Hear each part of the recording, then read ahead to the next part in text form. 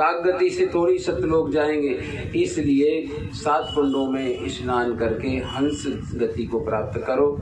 फिर इसकी कहते हैं कि जब हंस बन जाओ, अब तुम अमरलोक जाओगे कैसे, तो मैं शब्द श्रुति का भेद बता रहा हूँ। तो चेतावनी में पूरा शब्द श्रुति का भेद बताया है। हंस बन के ही सतलोक जाओगे, और कैसे जाओगे तो मैं बता रहा हूँ। तुम चेतावनी को समझ लो कि अमरी मूल संधि मिलाओ, तापर रखो बायां पाँव, दाहिना मध्य में धरना, आसन अमर यूं करना, 12 पवन भर पीजे, शशिधर उलट चढ़ दीजिए, तन मन बाहर न कीजिए, उलट निज नाम रस पीजे, तन मन सहित राखो श्वास, यही विधि करो बेहद बास, दोनों नैनों के करबान, भोरा उल्टे कसे कमान। माने सारी प्रक्रिया योग की, समाधि की, सहज अजपा जाप की, नासिका के अग्रभाग से इंगला पिंगला के घर जाई सुखमन नार रहे, अभी ज्ञान गुजरी में भी आपने पढ़ा। तो इस प्रकार से सहज समाधि का भेद चेतावनी में और थोड़ा सा ज्ञान गुजरी में भी संकेत है। चेतावनी में सहज योग सहज समाधि का भेद बताया है। उसके बाद में हम ज्ञान गुजरी में जाते हैं। तो ज्ञान गुजरी में तो पूरा ज्ञान का भंडार ही है, और ज्ञान गुजरी के रहस्य को समझने वाला बाहर से साधु दिखे चाहे ना दिखे, लेकिन अंदर से साधु बन जाएगा। जैसा नाम वैसा ही काम है। पिंड और ब्रह्मांड का भेद है। साधु संतों की वैराग विरक्त की वास्तविक स्थिति का वर्णन है, और पिंड ब्रह्मांड का भी समीक्षा है। इस प्रकार से ज्ञान गुजरी में पूरा ज्ञान का भंडार छिपा है। उसके आगे हम लोग चेतावनी और अष्टक में जाते हैं। तो रत्नाबाई का अष्टक, धर्मदास साहब का अष्टक, उसमें सदगुरु कबीर साहब का परिचय भी है और भक्ति का वास्तविक स्वरूप भी है। और इसके बाद में, अष्टक के बाद में, गुरु दुखी तुम में लटाऊं द्वारे प्रगट दर्शन दीजिए, ये विरह स्तुति है। विरह स्तुति के बाद में हम आरती करते हैं, और आरती के बाद में हम भेंट बंदगी अपने इष्ट को, अपने गुरुजनों को बंदगी प्रणाम करते हैं, और फिर सदगुरु का भाव से चरणामृत लेते हैं। इस प्रकार के हमारे यहाँ संध्या पाठ का क्रम और ये नित्य नेम की साधना है। संध्या पाठ का महत्व भला कैसे कम हो सकता है, जिसका भारत में ही केवल करोड़ों लोग इसका संध्या पाठ करते हैं। वास्तविक संध्या पाठ यही है। संध्या पाठ अवश्य ही करना चाहिए। संध्या पाठ जब देखा जाए तो ऋषि मुनियों ने सभी ने संध्या पाठ के विषय में कहा है। शतम विहाय भोक्तव्यम सहस्त्र स्नान माचरेत, लक्षम विहाय दातव्यम कोटिन त्युक्तम हरिम भजेत। ऐसा ऋषियों ने कहा है। शतम विहाय भोक्तव्यम माने सैकड़ों कार्यों को छोड़ करके भोजन करो। शतम विहाय भोक्तव्यम सहस्त्र स्नान माचरेत, और हजारों काम छोड़ करके स्नान करो, यानी साफ सफाई को महत्व दो। और लक्षम विहाय दातव्यम, लाखों कार्यों को छोड़कर योग्य अधिकारी को दान दो। तो लक्षम विहाय दातव्यम कोटिम त्यक्त्वा हरिम भजे, करोड़ों कार्यों को छोड़ करके परमात्मा का, सद्गुरु का भजन सुमरन करो। ऐसा विभागों में बांटा गया है। इसलिए संध्या अवश्य करना चाहिए। और 24 घंटे होते हैं दिन रात के, तो आप खाने, कमाने, पकाने, सोने में आप 22 घंटे लगा देते हैं। तो 2 घंटे तो कम से कम अपनी संध्या वंदना, प्रार्थना, ग्रंथ अध्ययन, स्वाध्याय के लिए दो ना।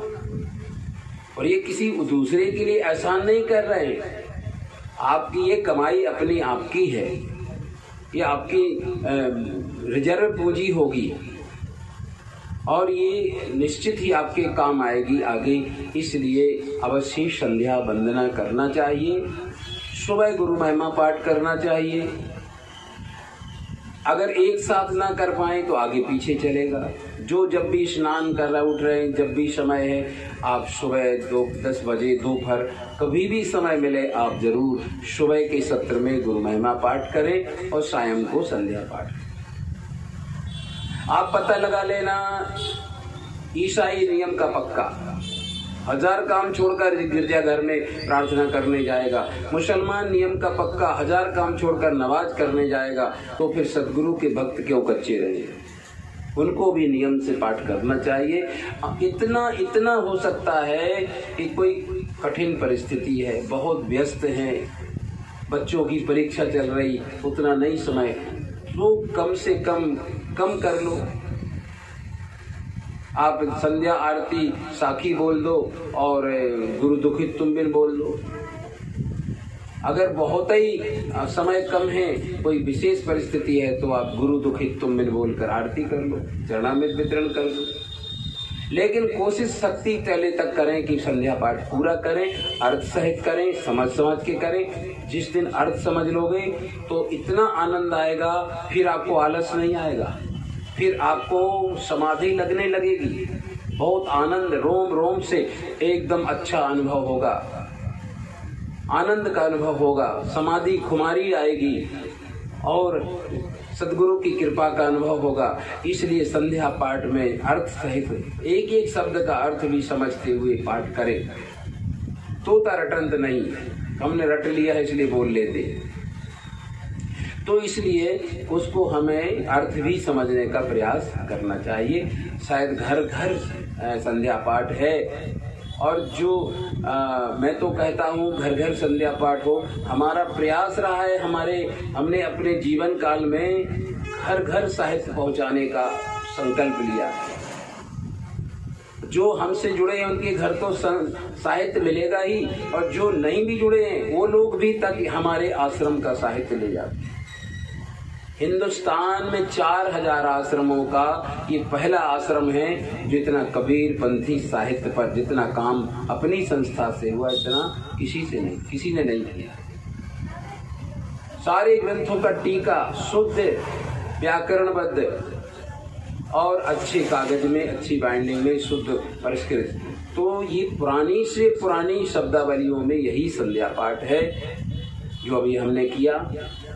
और सीरियल समझ गए होंगे, पहले गौरी लगन कठिन मेरे भाई, फिर संध्या साखी, फिर विज्ञान स्रोत, फिर दया सागर, फिर इसके बाद चेतावनी के बाद ज्ञान गुदड़ी के बाद अष्टक, और फिर विरह गुरु दुखित तुम बिन। ये सीरियल है संध्या पाठ का, और इसी सीरियल से करना चाहिए। अगर आप बहुत कोई समय कम है, कोई विशेष कारण है, तो कम कर लो। बहुत ही कठिन परिस्थिति में है तो भी संध्या पाठ नहीं छोड़ना। हमने जीवन में हकीकत में देखा है कि एक बार मॉरिशस की यात्रा में गया, तो वहाँ प्लेन में एक मुसलमान अपना टावल बिछाकर, जो बीच का रास्ता होता है ना, दोनों तरफ सीटें होती हैं, तो उसी में अपना टावल बिछा करके और वो वही आकाश में ही, वो अपने प्लेन में ही अपना नमाज पढ़ने लगा। हमने कहा देखिए, उसको जरा भी किसी की झिझक नहीं, डर नहीं, अपने नियम पक्का करने के लिए कितनी तत्परता के साथ उसने जमीन में ही, बीच में जो चलते हैं उस गैलरी में ही टावल बिछाया और नमाज शुरू कर दी। सब लोग देखते रहे। और भी तो धर्मावलंबी थे, उनका भी तो संध्या का होना चाहिए था, लेकिन उनकी अपेक्षा वो धर्म में वो पक्का है। तो इसी प्रकार से सदगुरु के हंसजनों को भी सुबह गुरु महिमा का पाठ करो। छोटे छोटे बच्चे को भी अभ्यास को कराओ, बेटा चलो गुरु महिमा का पाठ करो, बाद में स्कूल जाना, और शाम को संध्या पाठ करो। अर्थ भी समझ लोगे तो बहुत आनंद आएगा, और अच्छा भाव सहित पाठ होगा तो बिल्कुल आपको बहुत ही आनंद होगा। तो इस प्रकार संध्या पाठ सबको करना चाहिए, अवश्य करना चाहिए। संध्या पाठ हमारे देश भर में प्राचीन संध्या पाठ यही है, यही अधिक आश्रमों में यही संध्या पाठ किया जाता है। शब्दावली में इसी क्रम से प्राचीन से प्राचीन शब्दावलियों में यही संध्या पाठ है।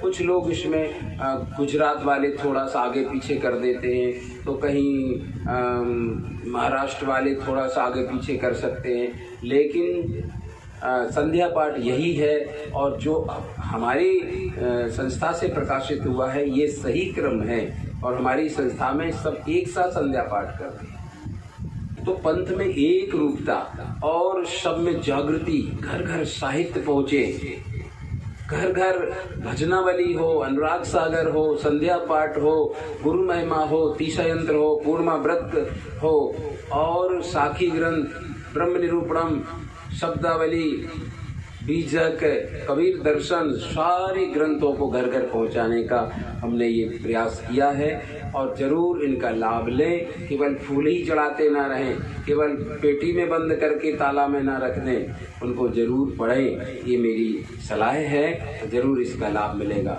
और ऐसा नहीं एक बार पढ़ लिया, जितने बार भी पढ़ोगे उतना ही लाभ होगा, ये भी मेरा पक्का भरोसा है।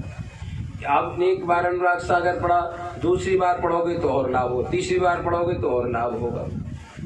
इसलिए कबीर पंथ की रामायण है, पहले गुरु महिमा पाठ, फिर संध्या पाठ, फिर अनुराग सागर पढ़ें, फिर अन्य ग्रंथ पढ़ें, जो भी ग्रंथ है। और कबीर दर्शन जरूर पढ़िएगा, तब पता लगेगा हमारे मेहनत का, हमारे पर। ये तो पूरे देश के राष्ट्रीय स्तर का ये ग्रंथ है, पूरे देश के लिए सौगात है कबीर दर्शन। बहुत से घरों में होगा तो इसको भी जरूर, बरसात आ रही है, जरूर बरसात में तो और ज्यादा ग्रंथों का अध्ययन करना।